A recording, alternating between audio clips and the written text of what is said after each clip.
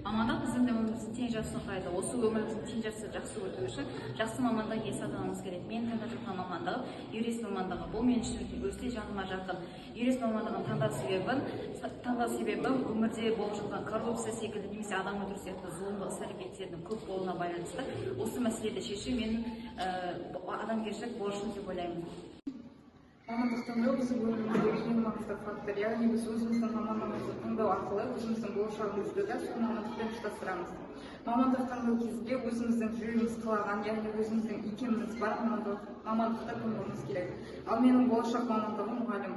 Мен балаларға білім беріп, олардың білімін арттырғанды құп көремін. Мамандық адамның тұрақты түрде істелетін кәсіби қызметі. Мамандықты арқылы біз көптеген жетістіктерге жету үшін біз оған білім және дағды керек.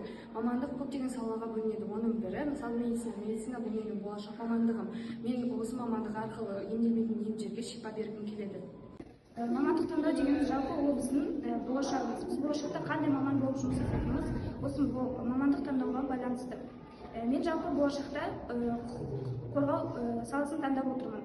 Бұл мамандықтың ерекшелігі заңды білу және жауапты жұмыс болып табылады.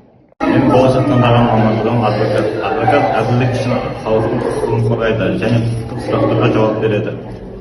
Менің болашақ таңдап отырған мамандығым филолог. Бұл мамандықты таңдау себебім болашақта әдебиетке деген қызығушылығымды арттыру және адамдармен бірге жұмыс жасау.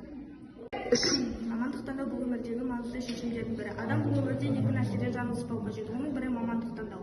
Ал менің болашақта таңдап отырған мамандығым құқық қорғау саласы. Оның ішінде прокуратура. Бұл мамандықты таңдап отырған себебім болашақта қоғамда әділеттілікті орнату.